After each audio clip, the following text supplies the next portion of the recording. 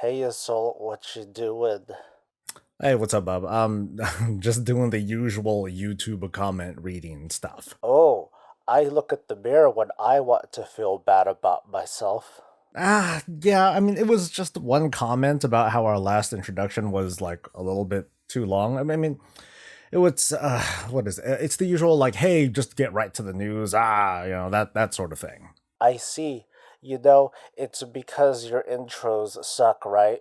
My intros suck. My intros are, they're okay. I got people to wash their hands. Yeah, but did you pull off something like this? How does a Yeah, but you remember that video was demonetized.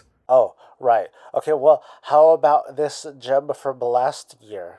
When the memes come and go, when developers know if they've bombed their career. Well, yeah, that was demonetized too. I mean, your intros kind of suck too. Oh, I know. She opened up quick with the ball into the face, but Andwin's puppy took Andwin's spicy. Okay, I think that's enough. We should just start the show now. I mean, who wants to waste that kind of time? Thank you, Benson. Thank you, Benson. Thank you. Hey, it's Soul's Hair, and welcome back to another episode of Haircraft Weekly, the show that is mine, and Soul is trying really hard to take it back. I mean, he's trying to gain control. What a cute little human. Before we begin, let's give a quick shout out to the Brutosaur party over on Twitch and to new patrons Slacker and Casimir, and thank you all for showing your support. I truly hope that everyone is doing well and staying safe. He thinks you're here for him. Haha. Let's go out back, fans, and let's have some drinks. Torghast, Torghast, Torghast. It's a subject that just won't shut up this week, and it's not my fault. Like, for real this time, it's not just me. There are some very, very passionate people who care about its success. So let's recap what went down, starting with these guys. Blizzard. In a flurry of interviews this week, Blizzard talked to the likes of WoW Chakra and Polygon and Wired, as well as Preach, about all things WoW, but notably on one of Shadowlands' major features, Torghast. I'm going to provide direct links to each and every one of those interviews if you're interested in a listen. Blizzard wasn't just all talk either though. This week's alpha build brought a lot to the table, and don't worry, we're going to run through some of the highlights later in the weekly, but all eyes, or most eyes, were on updates to the upcoming Sword of Endless Dungeon. Hunters and monks were brought to the table, bringing to us another round of really ridiculous builds. For hunters, my favorite was to create like this really, really big tar trap and then ignite it with a flare for some absolutely insane damage. Meanwhile, monks, they almost felt crazier. Like, imagine rolling, using that roll move against enemies and applying Chi Wave to each enemy that you roll through. I mean, yeah, it hits like a turd until you pair it with lightning bolts that proc on damage. Ooh. Or how about a powerful dot that applies to enemies around you when you heal yourself? It was freaking hilarious. So next week, I'm going to try to get some more raw uploads up to you so that you can get a feel of the updated Torghast experience. And boy, yeah, it's been updated. And it sucks. It doesn't suck, maybe you just need better gear. I can't. It's the alpha. There is no gear. This build brought a very controversial addition to the feature called Torments, which I'm going to get to in a moment. What I think is more important than that, though, is that now we have a sort of structure on how Torghast is going to flow when we dive in.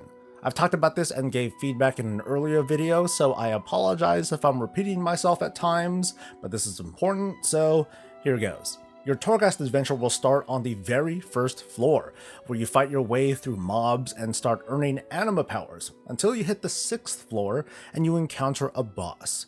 These 6 floors, and every 6 floors, are specifically themed and have a particular set of mobs and traps and a new mechanic introduced in this build, a Torment. Think of them as affixes that will spice up your experience, but like I said, I'm going to get more into that in just a bit. Once you defeat the boss on that 6th floor, you move on to another series of floors with its own theme and flavor and torment, but also you leave a checkpoint. That means if you were to leave Torghast right then and there, on your next return you can optionally start on floor number 7. So every 6 floors after defeating a boss, new checkpoint. The built-in difficulty of Torghast comes from starting on these higher floors where there are of course tougher mobs and more elaborate traps and mechanics, but since you're starting at a higher floor, without those cool anima powers or currencies, naturally the experience is going to be more difficult. I think that, for the most part, seems easy enough to understand. There's a maximum of 18 floors that you can climb in Torghast per play session. So the idea of climbing 50 floors in one sitting and amassing several hundred anima powers, yeah, that's basically not going to happen.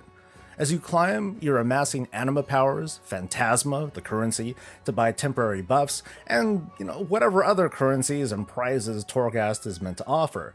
But enemies are also getting tougher. Traps are becoming more deadly, and Torments will torment you.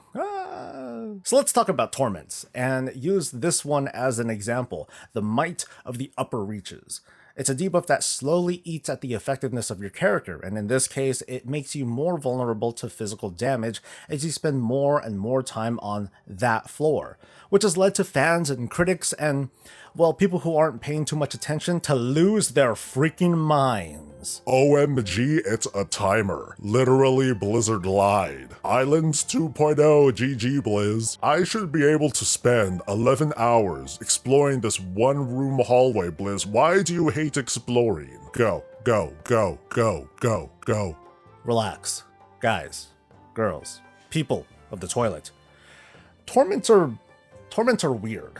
They're really easy to understand in practice, but it's a little bit difficult to explain. It's difficult for you to explain. Shut up, I'm trying. Let's pretend I'm on the first floor of my Torghast run. I have this torment right here, and it takes me 5 minutes to fully clear the floor, so 5% debuff based on the math. Big whoop. When I climb to the next floor, this debuff is cleared. It doesn't follow you to the next floor. Okay. And when entering a new floor, you start off in this rested area where you can change talents, and more importantly, debuffs don't start stacking. So now's your time to feed the puppy, or go to the bathroom, or, well, maybe more importantly, plan yours or your team's next moves. However, like I said, the torment itself persists, and it gains a stack. So once you leave this rested area and engage this second floor, instead of 1% every minute, now it's 2%. Oh, okay. And then it goes to 3, 4, and then at its highest, 5% every minute, where it stays, even after you defeat the boss and progress to the next 6 floors. That means, in the current alpha, by the time you get to floor 15, now you have up to 3 torments to deal with, 2 of which are at 5 stacks, and 1 that's getting pretty darn close to it. Now, this may sound absolutely unbearable, like holy cow, the super deep voice was right, that's totally not fun, but hold on, let's really consider the factors here. For 15 floors or so, you've been building up these torments, these painful things, and then once you get out on that 15th or 16th or whatever floor, these debuffs are going to start stacking and it's going to be kind of painful.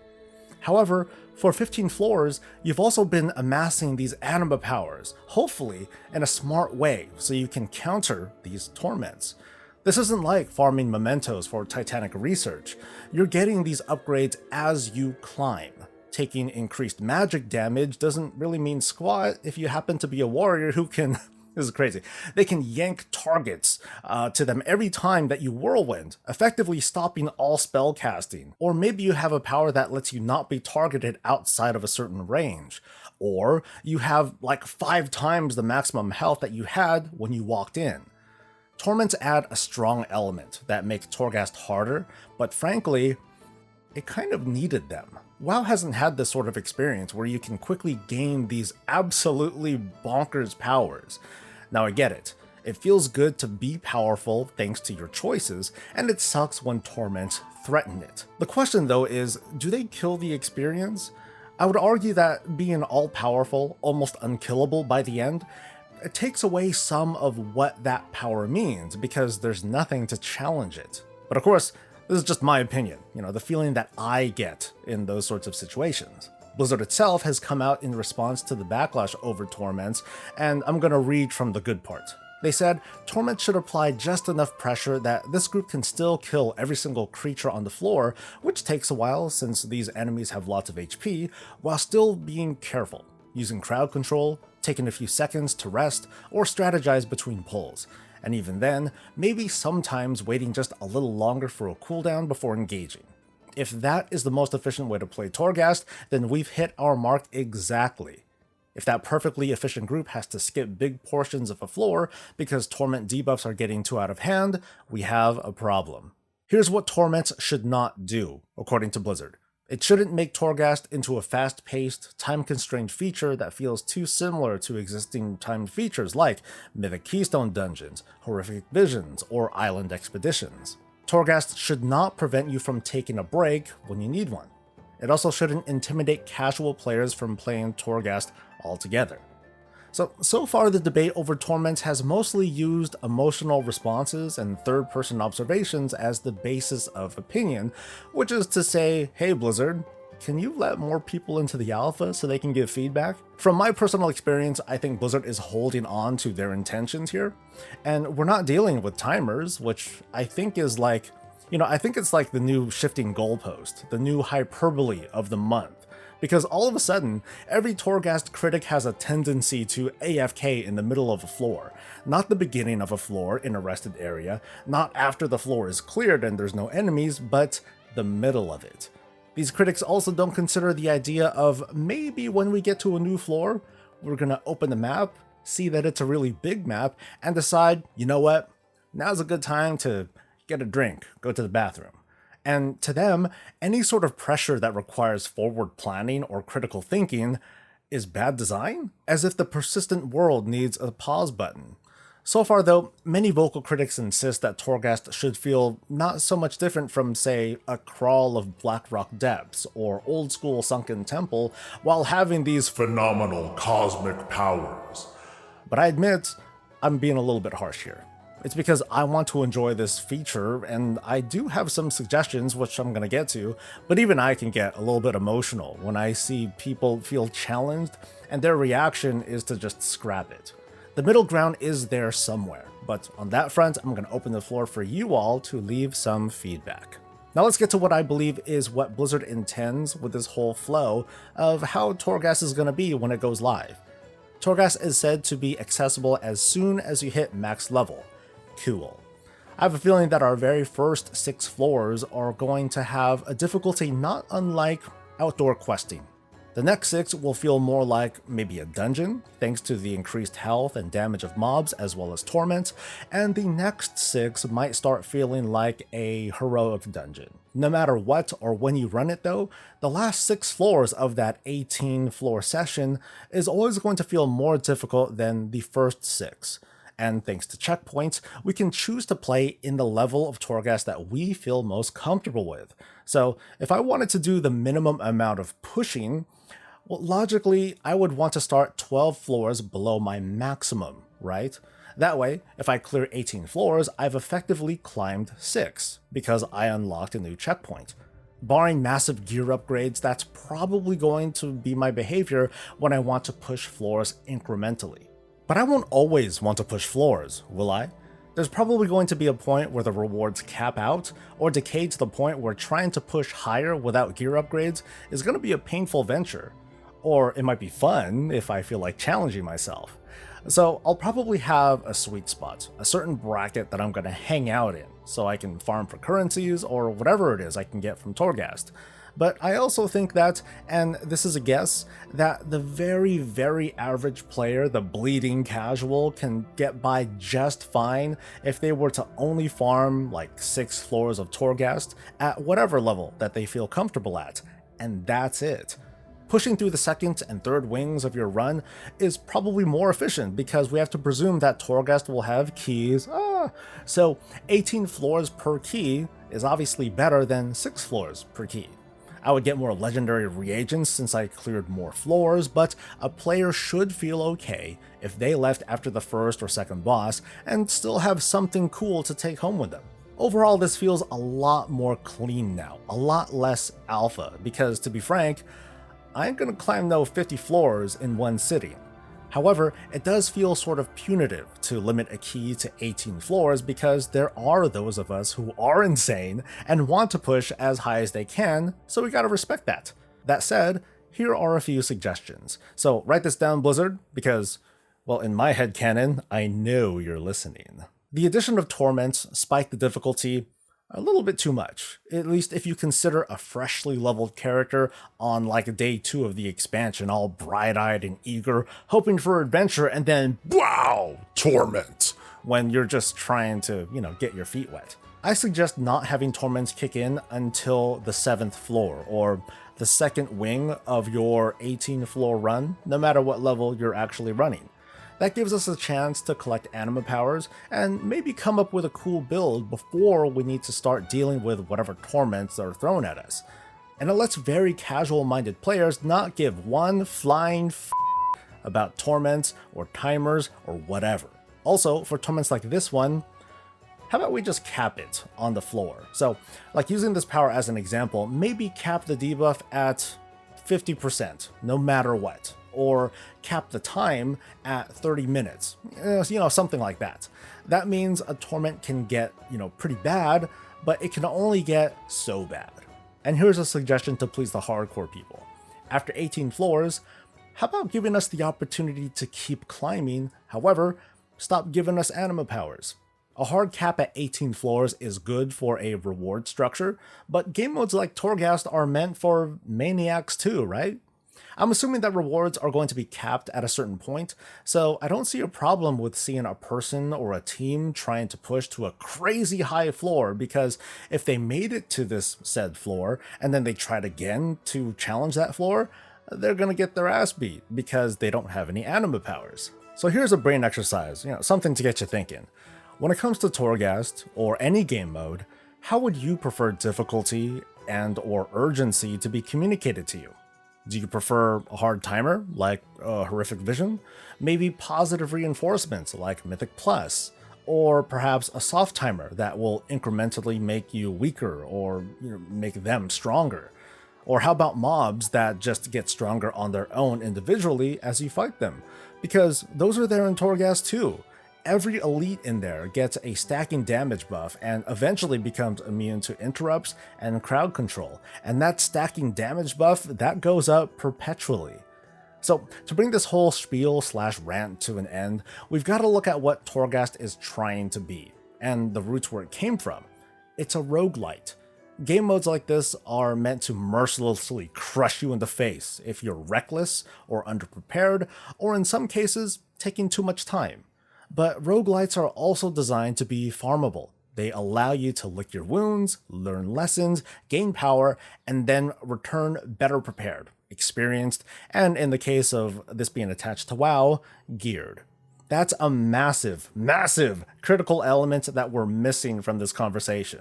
So there's still a lot of iteration to come, and if nothing else, I'm at least very impressed that Blizzard has been reaching out and responding to feedback the way they have been. It's a stark contrast from the radio silence during the BFA alpha, and I hope it's not thanks to the pandemic, so I'm happy to give feedback. I'm chiming in whenever I can, so I'm going to say it again. I want to hear yours too, your feedback. It could influence how this ultimately turns out. Just talking about it right now has me all hopeful and hyped and wanting to play, but this is Warcraft Weekly and not Torghast Weekly. So yeah, layering in WoW Classic, that was turned off. It's cool, right? And I do gotta wonder why WoW Classic fans chime in. It could be a combination of a lot of things, like did people suddenly stop playing? Did they move to other realms or what? Because it feels like a pretty sharp change from the hours-long queues from a few weeks ago. Or are the queues just gonna come back again? Let us know. And what sort of weekly would it be without talking about at least some of the other highlights in this week's alpha build? Easily, the biggest updates came with character customizations, something that I'm still really frightened to talk about because the features like eye colors have been data mined, but we don't know for certain what's going to make it in and what will not. But the hairstyles and the other skins that Wowhead has been previewing, it's been amazing. From new furs and skins to new noses and earrings and some crazy hairstyles that I can't help but reiterate, I like this a lot more than allied races. It's one thing to urge Blizzard to bring in more races for classes because we need something new. I'm not going to fight you there. But these older existing races, they really needed a touch up beyond giving them the high res look that they got 5 frickin' years ago.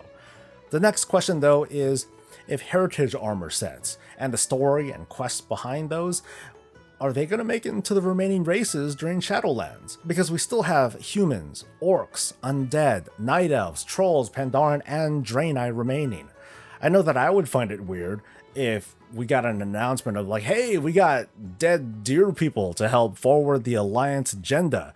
But, the 2 races that kicked off the Warcraft franchise, they still don't have heritage armor. How about both? Or, you can do both. Yeah, that's fair too. This week also brings to us the full debut of male armor sets. One from Castle Nathria, and the other is presumably the craftable legendary sets from Torghast. And hot damn! We all have different tastes, I get it, but I can confidently say that this is one of the best generations of male armor in WoW ever. So if you're a fan of these sets, it's a good time to be a hunter or a shaman. And finally, this is the last weekend of the 100% bonus reputation buff. I have a good feeling that between this recording and when it goes out tomorrow morning, there's gonna be a new buff announced, and if there is, well, you'll hear about it in just a moment. But if not, take advantage of that bonus while you still can. Unlock them allied races, maybe get a chance at another Paragon box or 3, and yeah. That's the news for the week. This week I held my Horrific Vision Marathon in Stormwind, which I totally smashed. I was really surprised to start from nothing and complete a 5 chest run in only about 2 hours or so. And then a few hours later, I was able to 2-mask it with what I thought was a pretty undergeared character. Heck, with a few more keys, I probably would have gotten Gift of the Titans, and I would have completed a 3-mask run, which is technically the most that I can possibly do because I am on Stormwind and not Orgrimmar, obviously. It kind of goes to show that pacing was sort of needed for Visions. Unfortunately, this wasn't impressive enough of a feat to be featured on Wowhead. Like, they appeared to prefer accomplishments by skilled players with the handicaps, and not so much normal people, but, that's okay. There's going to be a lot to cover next week, including the big Horrific Vision retrospective, more Torghast gameplay, and my personal take on Protection Paladins in Shadowlands. What's happened to them? And is it good? So stay tuned for that by subscribing to the channel, and like this video if it was helpful or entertaining, and I guess helpful because, well, Bob didn't do jack. Because Torghast sucks. Thank you all for making it to the end, and don't forget to enter for a chance to win that sweet game time open for both US and EU regions. Oh, did you not hear what I said? You don't know how to enter? Did you miss it? Bummer. I'll see you next time. Until then, stay safe, stay healthy, and stay breezy.